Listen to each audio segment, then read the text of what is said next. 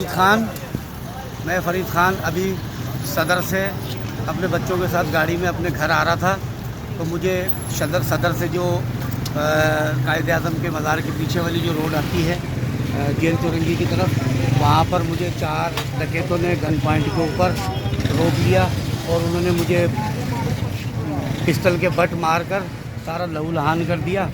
और मुझ पर मैंने जब एक डकैत को दबोच लिया और तो वो उन्होंने मुझ पर गोली चला दी। इत्तेफाक से वो गोली मुझे नहीं लगी, लेकिन मेरे बच्चों को मारने की धमकियां दे रहे थे और मेरे पैसे वैसे जो कुछ भी था वो लूट के और चले गए।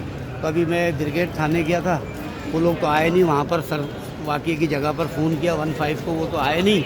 उन्होंने तो हमसे ये कहा कि ब्रिगेड थाने चले जाओ। ब्रिगेड थाने वालों ने जिना हॉस्पिटल भेजा है। तो अभी मैं जिना हॉस्पिटल की एमरजेंसी के अंदर जो है वो मैं अभी आया हूँ और ये देख ले मेरी ये हालत है।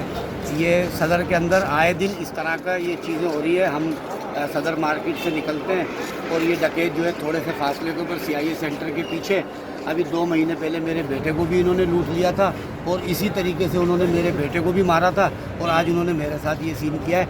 इसके ऊपर हुक्काम वाला से मेरी गुजारिश है, गवर्नर सिंह से, इमरान खान से और जो IG इमाम कलीम इमाम जो है उनसे और DSR रेंजर से और DG रेंजर से मेरी गुजारिश है कि हम कारोबारी लोगों की जान और माल के तहफ़्फ़ुज़ के लिए कुछ करें। ये चोर डकैत आज़ाद घूम रहे हैं।